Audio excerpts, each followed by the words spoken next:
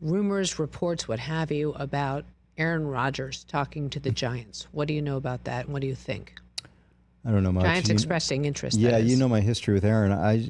Around him a lot in his early days, and it's making me feel old that he's sort of at the end of the line, knowing that, seeing when we drafted him in 2005. I think he's still got time left. People have to understand he's not the Aaron Rodgers of, say, 2015. To me, I'm just looking at it from the Giants' point of view. It's a stopgap, like the Jets. Mm-hmm. Like, nothing against Aaron, but do you want a stopgap? Do you just want to keep trying to... They don't seem like a team that's going to win the Super Bowl. So if I was them, let's start with someone fresh.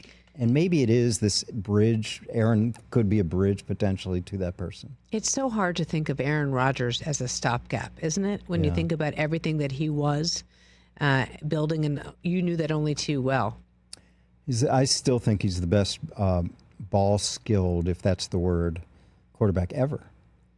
He could, and hopefully can, put balls in places that no one's ever seen.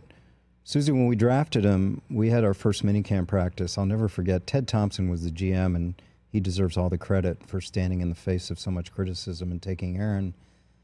And that first practice, 5 days after the draft, we knew a little about him, but he takes sort of a movement out of the pocket and hits Donald Driver on a seam pattern 74 yards out. And Ted Thompson, very unexpressive guy.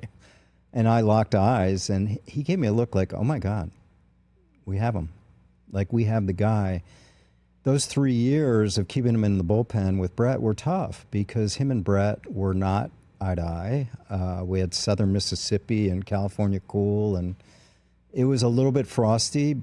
And I was dealing with Aaron's people saying, Brett's never going to retire. What are you going to do, trade him? And Aaron and Brett's people saying, you know what it's like to come to work every day? Sit with your replacement? It's no fun.